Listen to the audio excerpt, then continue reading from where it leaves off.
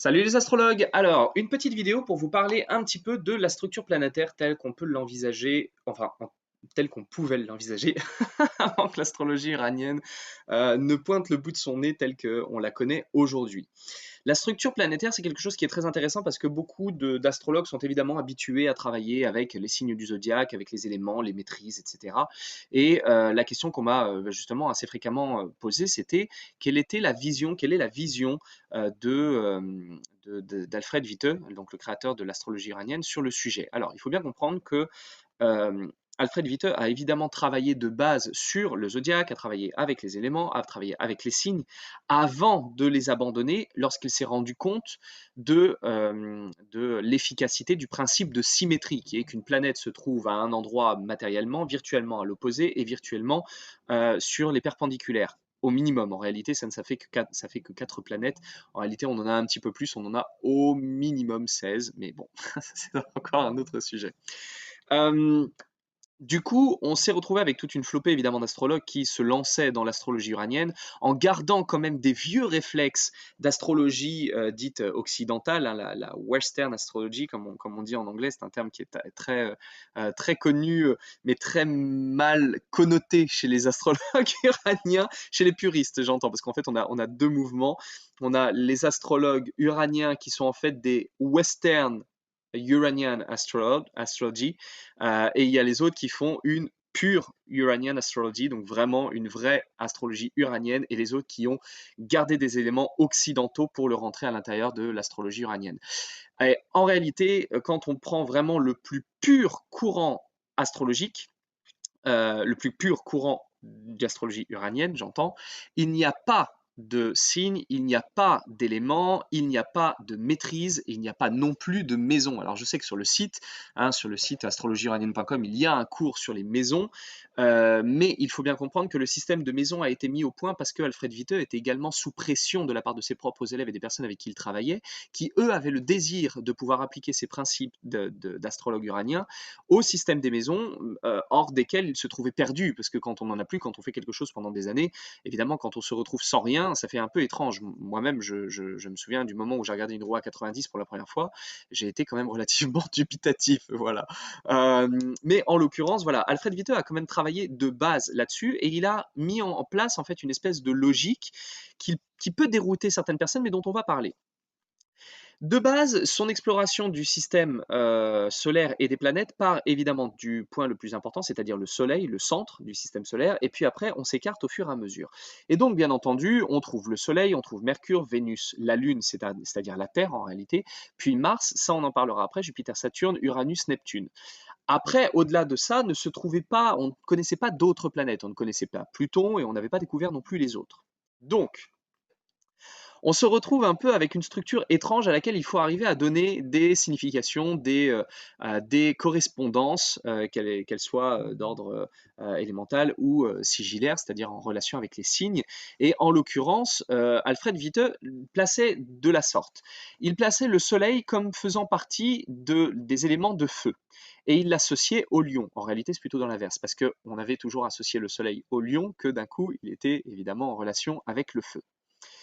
Sur l'élément d'après, on se retrouve sur l'eau. Sa logique, c'était le feu, l'eau, l'air et la terre. En réalité, bon, c'est quelque chose qu'on voit qu'il y a plein de modifications. Chacun a sa vision en fait dans l'astrologie. Personne ne donne exactement les mêmes définitions. Lui, la sienne, c'était ça. C'était le feu, puis l'eau, puis l'air, puis la terre. Et dans l'eau, il associait la planète Mercure au signe du Cancer. Il le mettait dans le signe du Cancer. Après, il mettait la planète Vénus dans l'air, associée au signe des Gémeaux. Et en fait, si vous voyez, il rétrograde, en fait, il va à reculons dans l'ordre des signes, ce qui fait qu'on passe du Lion. Normalement, après Lion, bah, normalement, c'est pas Cancer. Le Lion, après, c'est la Vierge. C'est Lion, puis Cancer, on repart de l'autre côté. Donc, on a Cancer, Gémeaux, puis Taureau, le Taureau auquel il associe donc l'élémentaire, évidemment. Donc, ça n'a pas changé, hein. Les éléments sont toujours les mêmes. Et il associe la Lune, qui est en fait la Terre. C'est-à-dire que, puisque nous avons le Soleil, puis Mercure, puis Vénus, ce qu'il y a après, c'est la Terre, mais ce qu'il y a autour, c'est la Lune. Donc en fait, la Terre et la Lune font un agglomérat. Donc c'est pour ça que j'ai mis les deux ensemble, hein. La Terre ici, ce sont les deux symboles de la Terre qu'on utilise d'ailleurs encore aujourd'hui. Et donc, il a associé la Lune à l'élément de terre. D'ailleurs, c'est assez amusant quand on y pense, puisque la Lune serait normalement un petit morceau de la Terre qui aurait été décroché de notre planète au moment d'une collision avec, présumément, avec la planète Mars. C'est ce qu'on pense. Le signe d'après, du coup, on remonte toujours. Avant le taureau se trouve le bélier, et donc on arrive dans le signe, enfin dans la planète Mars. Donc on retourne dans le feu. Et puis on s'écarte au fur et à mesure comme ça, et là on tombe sur quelque chose qui a priori n'existe pas. On n'a pas de planète à cet endroit-là. Non, mais on a la ceinture d'astéroïdes qui se trouve entre Mars et Jupiter.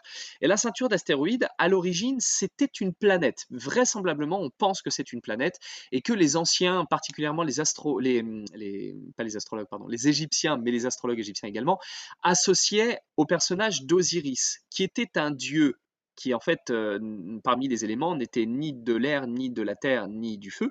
C'était un personnage qui était associé à l'eau. C'était le dieu des morts. Et en fait, dans quasiment toutes les mythologies du monde, la mort est toujours en relation avec l'eau. Vous allez chez les Grecs, vous avez Hadès qui se trouve à l'intérieur de la terre, mais il faut passer des fleuves pour y arriver. Vous allez dans le cycle arthurien, vous avez l'eau. Quand on passe dans l'au-delà, il faut aller par la mer. En réalité, c'est par la mer qu'on va. Quand vous allez voir le courant hindou, vous allez en Inde, vous allez vous retrouver avec le Gange, qui est le fleuve sacré par-delà lesquels on va accéder à la vie éternelle. Ça passe toujours par l'eau. Et donc, on a cette planète qui est la planète des morts, a priori, normalement, qui est la planète Osiris que les anciens, chez les Sumériens, normalement, appelaient dans leurs tablettes, appelaient Mulgé, c'est-à-dire l'astre noir. Et cette planète aurait explosé, elle aurait été voilà, terminée en débris. Alors, on ne sait pas trop pourquoi. On a des textes qui racontent que ce serait parce que quelque chose aurait été envoyé dessus, il y aurait eu une guerre stellaire, ou alors que ce serait quelque chose serait rentré en collision avec, et que du coup, elle aurait éclaté en plein de morceaux. C'est ce qu'on retrouve dans l'histoire d'Osiris, dont le corps a été éparpillé en plein de morceaux partout. Et donc on se retrouve en réalité avec ici tous les petits astéroïdes. Et les petits astéroïdes, du coup, font partie de la famille de l'eau et sont associés au signe des poissons. Signe des poissons qu'on associe au signe des morts. C'est le symbole des morts. Jupiter après dans le Verseau, donc dans le signe d'air, Saturne dans le Capricorne, donc associé à la Terre, et ensuite on a, alors ça c'est le symbole d'Uranus, je vous ai mis le symbole tel qu'on l'écrivait à l'époque d'Alfred Witte, et après on l'a écrit de cette manière-là avec, en fait c'est une stylisation du H de Herschel, qui est celui qui a découvert Uranus. Et après on a Neptune, pareil, qui était découverte, et que Alfred Witte écrivait de cette manière-là. Ça, ce sont des écritures qui sont arrivées après. Et c'est tout. C'est tout, on n'avait rien d'autre. C'est-à-dire que quand on regarde les carnets d'Alfred Witte, rien d'autre n'existe au-delà de ça. Mais lui se dit, non, il y a certainement autre chose. Il y a certainement d'autres choses qui apparaissent, puisque là, en l'occurrence, si on regarde 1, 2, 3, 4, 5, 6, 7, 8, 9, 10, on n'a pas nos 12 signes, il en manque encore deux. Alors bon, là ici dans la balance, certains ont mis Vénus, dans la Vierge, certains vont mettre Mercure, parce que ça part d'une disposition différente qui est en réalité quand vous avez le zodiaque comme ça, et que vous avez vos deux signes de cancer, enfin de Lion et de Cancer, vous remontez en fait comme ça, vous associez la Lune et le Soleil, et après vous allez associer Mercure, donc c'est-à-dire aux Gémeaux et puis et à la Vierge. Après, vous avez Vénus qu'on va associer au taureau et à la balance, et puis on remonte comme ça avec Jupiter et puis Saturne. Et donc on fait une disposition de la sorte, quelque chose voilà, encore une fois, de complètement arbitraire. Mais lui, Alfred Vitas se dit, non, il y a certainement autre chose. Puisqu'on a associé à l'élément d'air de Vénus et puis Jupiter, le signe d'après, la planète d'après, doit être un mélange entre les deux. Donc il a mélangé Jupiter et Vénus. Et il s'est dit c'est quelque chose qui doit avoir la notion à la fois de bonheur et d'amour. Et du coup, quand plus tard il a travaillé sur cette hypothétique planète qui n'existait a priori pas et qu'il n'avait pas découvert encore, il s'est rendu compte que elle intervenait dans les cas des mariages particulièrement. Et il s'est dit, ok, on va l'appeler Cupidon et ça va être la planète de la famille, du couple, en fait, de tout ce qui fusionne et qui crée quelque chose. Parce que c'est pas uniquement dans le rapport amoureux. Par exemple, prenez une société ou un groupe ou un club, ça va être un rapport avec Cupidon. Faites un parti politique, ça peut avoir également un rapport avec Cupidon. L'étape d'après, c'était Hadès, dans le signe de la Vierge. On n'avait pas non plus de planète dans la Vierge, donc il s'est dit, il y a forcément également quelque chose à cet endroit-là. Et comme il avait associé la Lune avant et Saturne, il s'est dit le symbole doit être un mélange entre les deux. Et du coup, il a récupéré le symbole de la Lune et le symbole de Saturne, et il s'est dit ça doit avoir quelque chose en relation avec ces deux choses-là, c'est-à-dire la Lune. Alors la Lune, qu'est-ce que c'est? La Lune, c'est le féminin, la Lune, c'est les émotions, la Lune, voilà, c'est plein de choses. Mais on a par exemple le domaine émotionnel et on a Saturne qui est l'épreuve. Donc c'est quelque chose qui met nos émotions à épreuve, notre vie intérieure à l'épreuve. Et donc on va avoir la notion de tristesse, la notion de peine, la notion de détriment.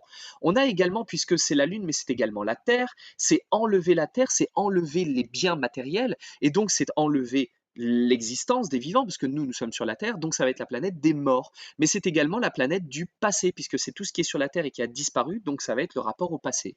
Et c'est ainsi que Hadès va apparaître. Quand il aura découvert ces deux planètes, on se sera moqué un petit peu de lui parce qu'on aura découvert entre-temps, on aura découvert Pluton. Je crois que c'est entre-temps. Je ne sais plus de quand ça date la découverte de Pluton. Pardon, c'était peut-être pas entre-temps. Faut que je vérifie. Ça, attendez. J'aime bien être précis et je l'ai pas, je n'avais pas prévu de parler de Pluton forcément. Mais alors, découverte de Pluton, on va aller voir de quand est-ce que ça date donc. 18 février 1930. Bon, a priori, je crois que si je ne dis pas d'ânerie, il n'était pas encore mort. Précisément, je vais vous dire ça, je vais vous dire quand il est mort, parce que j'aime bien être précis.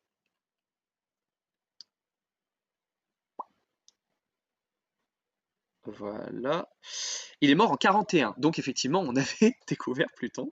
Et on s'était un peu moqué de lui en lui disant, bah dis donc, vous nous la faites belle votre histoire, parce que vous arrivez à trouver deux planètes qui n'existent pas, mais il y en a une qui existe et vous la trouvez pas. Donc le pauvre, il en a pris plein les dents. Déjà que bon, il recueillait pas non plus tous les suffrages avec son astrologie bizarre, mais alors là, c'était quand même quelque chose. Sauf qu'en réalité, c'était pas entièrement faux. Le fait que, enfin, c'était pas entièrement bête le fait de ne pas l'avoir découvert. Il faut comprendre que toutes les planètes quasiment sont orientées sur le plan de l'écliptique, c'est-à-dire qu'elles tournent toutes autour à peu près d'un même plan. Sauf Pluton. Pluton qui ne tourne pas du tout comme les autres, mais qui tourne de manière assez excentrée, elle n'est pas entièrement parfaite, et en plus de ça, elle est parfois entre Neptune et Cupidon, parfois à peu près au niveau de Cupidon, et parfois au-delà de Cupidon, entre Cupidon et Hadès. C'est pour ça d'ailleurs qu'on parle des autres planètes, les planètes de type uranienne, on dit que ce sont des trans-neptuniennes, et pas des trans-plutoniennes, puisque Pluton se trouve parfois derrière, et donc du coup, bah, il se trouve derrière Cupidon. Or, quand on dit que Cupidon c'est une trans-neptunienne, ça la fout mal. Et alors pour Pluton, on a deux symboles. On a ce symbole-là et ce symbole-là. Donc j'ai mis les deux parce qu'à l'époque, on définissait Pluton par ce symbole-là. C'était celui-ci, et celui-ci est arrivé un petit peu plus tard. Et du coup, c'était assez rigolo parce qu'on a dit Pluton, c'est le dieu des morts, et puis bon, bah, finalement, quand on a découvert Pluton, il se trouvait normalement approximativement aux alentours entre Cupidon et Hadès, et on s'est dit, tiens, vous aviez justement une planète des morts, c'est con, vous avez juste mal visé. Sauf que non, il n'a pas mal visé, ce sont deux principes complètement différents. Pluton a eu le principe de évolution, faire avancer, faire croître les choses. Au contraire, Hadès, c'est celui qui retire les choses. Il n'y a plus les choses, elles sont mortes.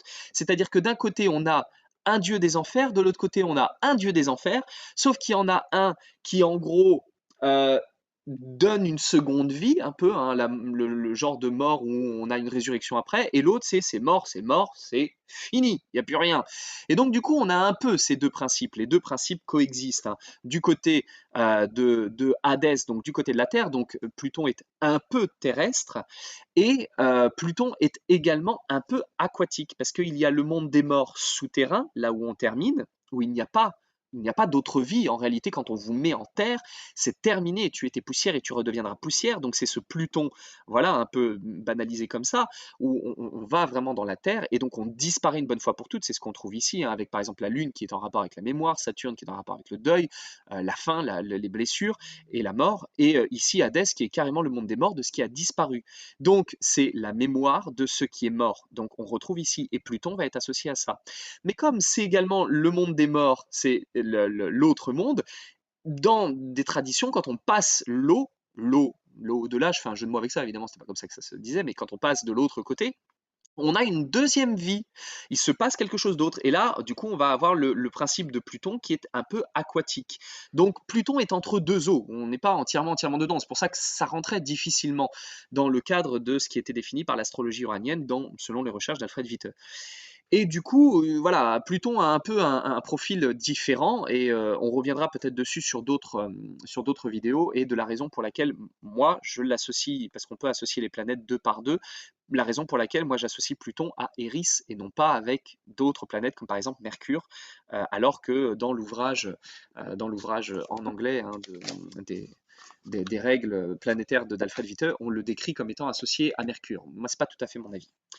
Et puis donc on a continué comme ça, enfin il a continué comme ça à remonter les signes, et puis bah, à un moment donné on retombe sur le Lion, et comme il avait découvert des planètes, il s'est dit tiens peut-être qu'il y a encore autre chose au-delà, et puis là il a découvert eh ben, une autre planète qui était de type feu, donc d'abord on a le Soleil, puis après on a Mars, on a Uranus dont le symbole est un mélange entre le Soleil et Mars, et puis ici on devait retrouver quelque chose d'autre, encore une fois qui devait être un principe pyrétique, et là il a découvert Zeus, voilà, qui apparaît comme ça. Et donc on passe du Soleil qui est un peu l'être, et puis on passe au fer avec Mars. D'abord on est, et puis après on agit, hein, on fait des choses. Et puis après on a Uranus qui débarque et qui met un joyeux bazar. En fait, voilà, tout le paradigme qui était en place, il fout le bordel. C'est-à-dire, ah ah, tu étais et ah ah, tu faisais. Eh bien en fait, moi je vais te mettre dans une condition qui est complètement différente. Je vais te déstabiliser un peu. Et l'étape d'après, c'est Zeus, c'est le moment où c'était tout éparpillé avec Uranus. Au contraire, on va recentrer, on va redonner une direction, on est focus et on y va. Et donc, du coup, voilà, il associait, enfin, on avait cette notion des deux symboles, ça devait être un mélange certainement entre les deux, et donc on se retrouve avec Zeus. L'étape d'après, c'est Chronos. Alors Chronos, bon, on n'avait pas trop de notion de ce à quoi ça devait faire référence, mais c'est juste que voilà, il a découvert que ça avait un rapport avec l'autorité, avec les gouvernements, avec l'ascendance. Et en fait, c'est quelque chose d'extrêmement mental parce que Chronos, c'est donner des ordres, c'est mettre des règles, c'est mettre des barrières, et c'est en fait dresser un cadre dans lequel il est nécessaire de penser et hors duquel il n'est pas autorisé d'aller. En réalité, le sens, c'est ça. Mais c'est intéressant de voir un petit peu quelle pensée on pouvait avoir à l'époque. C'est comme Uranus. Uranus, aujourd'hui, on parle, par exemple, on dit que c'est beaucoup la surprise. C'est pas la surprise, c'est le destin. C'est quelque chose qui est normal, qui est censé se produire, mais comme on n'a pas réussi à identifier toutes les causes, on n'arrive pas à identifier la conséquence, et pour nous, c'est une surprise. En réalité, ce n'est pas une surprise, c'est un destin, c'est une logique. Et là, en l'occurrence, Chronos, son sens, c'est je remets un cadre dans lequel il faut penser. Et ça paraît un peu bizarre dans le rapport à l'eau, mais l'eau est extrêmement en relation avec le domaine intérieur. Ici, on a avec Mercure la relation de la pensée. La pensée très quotidienne, c'est-à-dire je pense à quelque chose, voilà, je me souviens de quelque chose, je suis en train de vous parler, je réfléchis à ce que je vais dire. C'est du Mercure, c'est une pensée instantanée. Au même titre que dans le Soleil, on n'a pas besoin de faire des choses pour être le Soleil, on est le Soleil, c'est le corps, c'est comme ça, c'est spontané, c'est là. Et bien là, c'est pareil, on n'a pas d'effort à faire pour réfléchir, c'est la chose qui apparaît spontanément. Au même titre qu'on n'a pas besoin de faire d'efforts pour aimer, la libido se met en place, les hormones se mettent en place, le désir se met en place, ça apparaît naturellement. Les émotions, on n'a pas besoin de faire un effort pour générer des émotions, c'est spontané. C'est donc un premier niveau. Dans le deuxième niveau, là, ça demande déjà d'aller faire une action. Par exemple, ici, Mars, ça demande de faire une action. L'être va se manifester dans le faire en faisant une action. Ici, d'abord, on sent quelque chose, mais après, pour aller chercher donc notre bonheur, notre joie, il va falloir faire une action, et ça va passer par des bonnes bouffes, ça va passer par faire la fête, ça va passer par récolter de l'argent. Donc ça, c'est un niveau supérieur. Voilà, donc le deuxième niveau, pareil avec Saturne. Saturne, on est dans une relation à une action se passe. C'est pas quelque chose de spontané qui émerge de nous sans aucune raison. C'est quelque chose qui doit se produire, ou en tout cas qui est la conséquence de ce qui se trouve avant. Saturne est quelque chose qui émerge en deuxième niveau. Et là, en l'occurrence, quand on regarde voilà, un peu la catégorie de l'eau, on a la pensée spontanée. On a la planète d'après, on ne sait pas de quoi elle parle, mais par contre, on sait que les astéroïdes qui se trouvent dedans sont toutes en rapport avec comment j'envisage les différents domaines de ma vie. Vesta, c'est comment j'envisage les situations pour lesquelles je peux me sacrifier. Junon, c'est comment j'envisage la relation fidèle avec les autres. Pallas, c'est comment j'envisage les combats que je peux mener pour les valeurs qui sont les miennes. Cérès, c'est comment j'envisage par exemple la nutrition ou mon intelligence du quotidien, comment je peux réfléchir de manière à bien me nourrir dans la vie, alors que ce soit de manière effective avec la nourriture, ou comment je peux faire en sorte que ma vie et mes actions portent le fruit de manière intelligente pour que je puisse continuer à me nourrir. Donc ce sont toujours des actions, mais qui sont un petit peu au-dessus, qui sont cette fois-ci, c'est la pensée qui est ciblée sur les actions. Le niveau d'après, c'est Neptune. C'est le moment où, exactement comme Uranus qui foutait le bordel, Neptune, voilà cet ordre qui était établi dans notre pensée, on met complètement tout à plat, on ne voit plus clair, on n'arrive plus à distinguer ce qui est de ce qui est fait, de ce qui n'est plus, de ce qui n'est plus fait. D'un coup, Neptune dissipe tout ça. Et du coup, l'étape d'après, puisqu'on y voit plus clair, exactement comme là c'était le bordel, Zeus a donné une direction, l'étape d'après, c'est Chronos. Chronos, on remet un cadre, les lois c'est ça, les règles c'est ça, c'est comme ça qu'on fait, et on nous met quelqu'un au-dessus qui dit, tu ne feras pas ça, tu feras ça. L'étape ensuite, on a Apollon. Apollon qui est un mélange, hein, si vous regardez, entre Jupiter et le symbole des Gémeaux auquel il est associé. Et là, d'un coup, on se retrouve. Alors donc ici, on a Cupidon. Cupidon où là, on aime quelque chose pour nous, on découvre des plaisirs à l'extérieur qui vont nous apporter quelque chose. Et là, encore une fois, on avait bien identifié notre amour à nous, on avait bien identifié l'objet. Donc en fait, c'est vraiment, on a le sujet et on a l'objet. Et ici, le sujet et l'objet se fondent en un. Et d'un coup, eh ben, il y a moi avec mon amour, il y a l'objet de mon désir, et d'un coup, on ne fait plus qu'un et on fusionne. Et ça devient quoi? Un couple ou une famille. Et puis l'étape d'après, ben, c'est là où on a du Apollon. Et là, Apollon, c'est cette fois-ci, je ressens quelque chose en moi qui m'apporte de la sérénité, je vais la propager ailleurs, ou alors je vais aller découvrir toutes les autres formes de plaisir. Et ça va nous donner quoi? Ben, ça va nous donner de l'harmonie, mais de la curiosité, également de la science, de la découverte, faire l'expérience d'eux.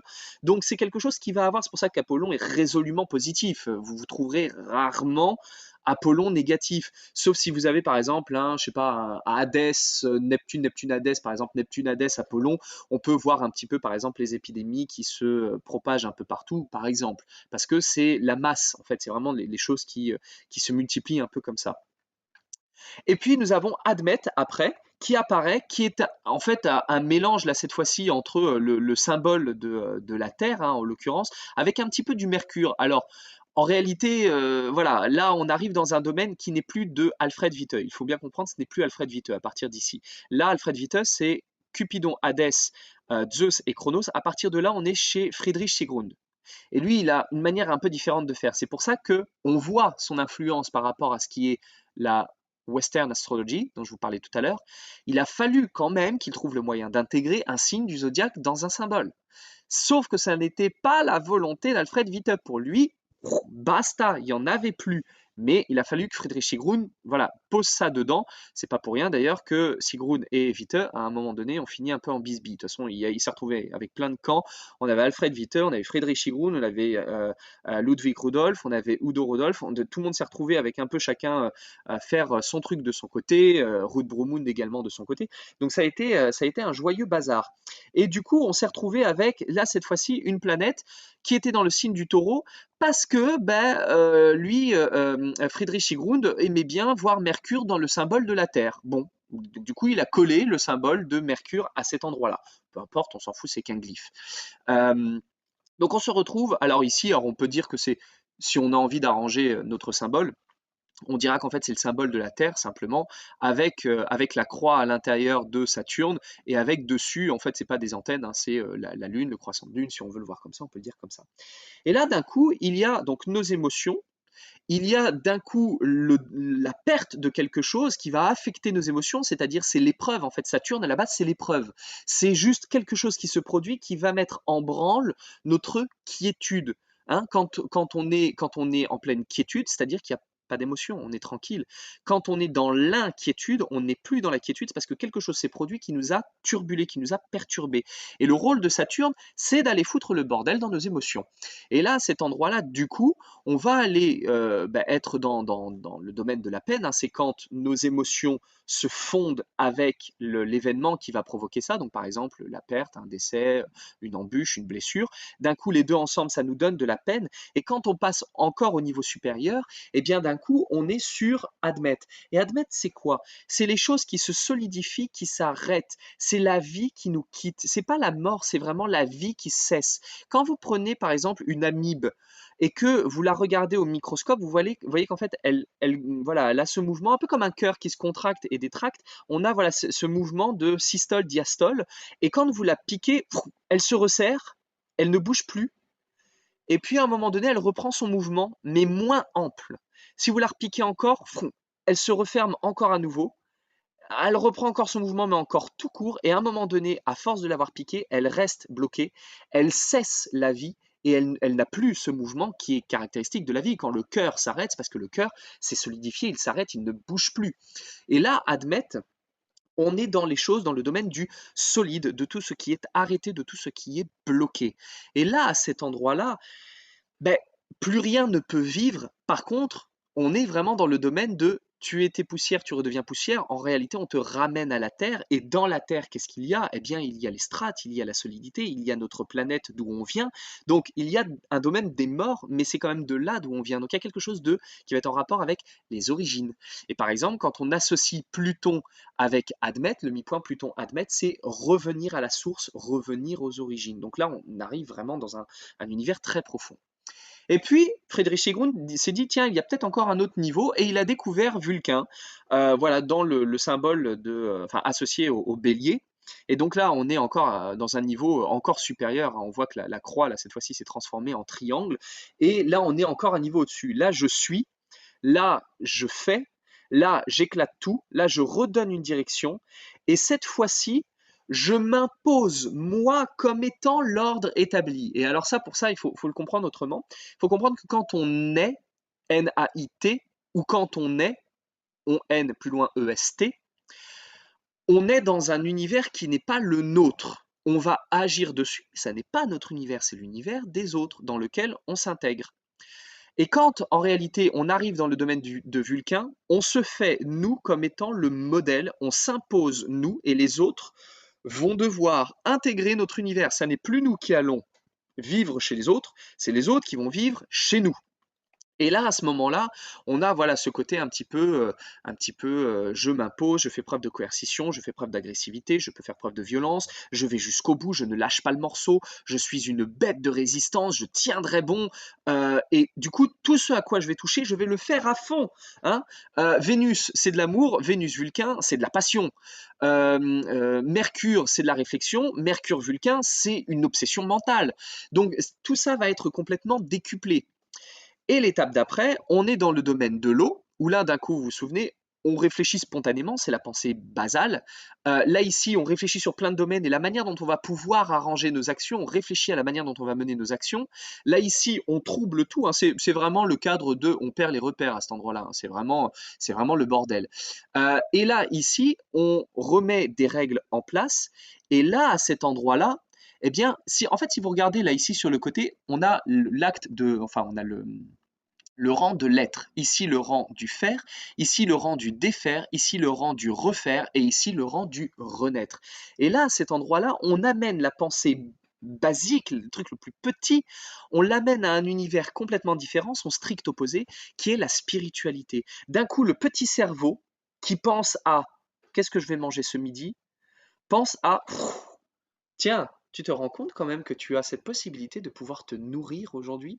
Et là, d'un coup, on n'est plus sur une pensée basique, on est sur je suis capable de penser que je pense. J'arrive à réaliser que je réalise. J'ai l'autoconscience d'être et de pouvoir réaliser que je suis un être conscient. Donc là, on arrive sur un univers où c'est la haute sagesse, la spiritualité, la foi, la religion, le domaine de l'autre monde. On ne réfléchit plus à un petit niveau fractal, on n'est plus dans quelque chose de microscopique et de local. On est sur la globalité, on voit très large. Et puis après, eh ben on ne sait pas. On ne sait pas du tout. Certains chercheurs supposent, et certainement peut-être à raison, qu'il y a d'autres planètes après. Il y a un groupe de chercheurs allemands qui a travaillé sur la planète qui se trouverait ici. Ils ont pensé qu'on pourrait l'appeler Janus et que ça aurait un rapport avec la relation entre le féminin et le masculin. Je suis intimement persuadé qu'on va découvrir cette planète exactement comme les autres, hein, de la même manière, c'est-à-dire de manière empirique, non pas par l'observation, mais qu'on la découvrira lorsque on aura obtenu la paix dans le conflit qu'on est en train de traverser. C'est-à-dire qu'aujourd'hui, nous sommes dans un cas de multiségrégation.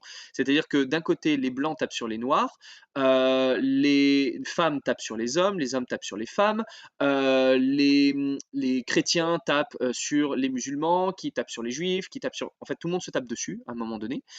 Et en fait, on est dans quelque chose de très conflictuel, ce qui n'est pas surprenant en réalité. D'un point de vue astral, ça se voit très bien. Et je pense que l'étape d'après, puisque là on est dans une étape d'amour en réalité, hein, l'air c'est l'amour, ici on aime, ensuite on découvre l'objet et on va faire ce qui nous fait plaisir, après on fusionne, donc du coup on défait l'idée de l'objet et du sujet. Là ici on multiplie tout ça et par exemple ça, cette étape-là, c'est celle qu'on a traversée quand on a ouvert les frontières de l'Union européenne, quand il y a eu des premiers explorateurs, Marco Polo, Christophe Colomb qui est allé découvrir. Il y a eu de bonnes choses, mais il y a eu énormément de méfaits. Quand on fait sauter les barrières, bah, à un moment donné, on partage tout, y compris ce qui ne va pas. Et ça, c'est quelque chose dont je parle dans certaines de mes vidéos quand je parle des énergies de couleurs, quand je parle des générations colorées. Et en fait, ça, c'est la génération Lim. On a vécu ça dans la génération Lim. C'est le moment où on fait sauter toutes les barrières et on découvre tout ça. Et en fait, l'un des grands méfaits, par exemple, c'est l'apparition du VIH. L'apparition du VIH, c'est on fait tomber toutes les barrières, on n'a plus de système immunitaire, on se partage avec les autres, avec le bien comme le mal, et d'un coup, bah, il n'y a plus de barrière. Voilà. Et donc, ensuite, on essaye de remettre des barrières, on s'impose, on se fait violence. Là, on songe à un nouveau paradigme de pensée. Et puis, ben là, va apparaître, parce que ça, en fait, ça, c'est ce qu'on voit, hein, Poséidon qui est en train de se manifester, c'est les conflits je ne veux plus vivre dans une société patriarcale, il est hors de question que ça continue, on va changer tout ça. Il est hors de question que je vive dans un univers où tout est hétéronormé et où les homos sont des malades, où les trans sont des malades, où voilà. On essaye de remettre tout ça à plat, les noirs ne sont pas des esclaves, les musulmans ne sont pas tous des terroristes, on essaye de défaire tout ça, mais quand on défait tout ça, forcément, ceux qui sont contre ça vont se manifester de manière très virulente, et les poisons qui se trouvent à l'intérieur de ça, c'est-à-dire ceux qui auraient des raisons de donner raison à ceux qui pensent comme ça, c'est-à-dire par exemple les terroristes musulmans, voilà par exemple, ou alors ce mouvement qu'on vient de voir de cette autrice, parce que je crois que c'est comme ça qu'on dit, qui assume sa misandrie de manière très ouverte, voilà, avec un rejet fervent des hommes. Voilà, ça c'est le poison qui est en train de générer le conflit contre lequel ceux qui ne sont pas des poisons essayent de se battre. Donc voilà, on est forcément en conflit. Et l'étape d'après, c'est quand on va vraiment trouver la paix universelle entre tout le monde, quand on va arrêter de se taper dessus comme des cons. Et l'étape d'après, eh bien, puisque c'est là, on arrive sur un phénomène de mort définitive, eh bien, je peux déjà le dire, je pense que à l'aube du moment où on découvrira cette planète sera juste au moment où on va tous crever. Voilà, très simplement. Je pense qu'on va. Donc, rassurez-vous, on va pas tous mourir maintenant. On n'a pas encore découvert les planètes. Donc, patientons un petit peu. Mais on est en bonne voie, je pense, hein, quand même. On est en bon chemin. Mais bon, voilà, il faut juste découvrir où ces choses-là se trament, où est-ce qu'elles se cachent, et puis savoir de quoi elles parlent. Et puis après, on découvrira quel sera leur symbole, leur glyphe. On l'écrira à ce moment-là. Voilà, j'espère que ça vous parle. J'essaye de voir un petit peu si je n'ai rien oublié, mais je ne pense pas. Je regarde un petit peu tout ce que j'ai sgribouillé. Mais non, je crois que je n'ai rien oublié. Alors oui, bon, ce symbole-là, par exemple, voilà, on n'a pas vraiment de raison, de la raison pour laquelle il a pris en fait ça. On sait juste qu'il a récupéré la lune qu'on trouvait ici sur Mercure, et puis la croix, pareil, en dessous, mais il a juste enlevé le rond. Donc peut-être il a enlevé la tête, on ne sait pas pourquoi. Donc ça, je l'ai expliqué, ça aussi. Ça, pareil. Ça, en fait, c'est un double Neptune, hein. Vous avez le trident de Neptune dans un sens et le trident de Neptune de l'autre. Et ce qui est amusant, c'est qu'en fait, c'est le même symbole que le poisson, mais retourné. Voilà. Donc, voilà, j'espère que ça vous parle, j'espère que ça vous plaît, que ça éclaire peut-être un petit peu plus les planètes et leur sens. Et puis, ben, n'hésitez pas à me retrouver pour la suite des cours, hein, que ça soit en cours privé, en cours sur le site, et puis pour nos petits lives en direct sur YouTube. Voilà, je vous embrasse bien fort et je vous dis à tout bientôt. Salut!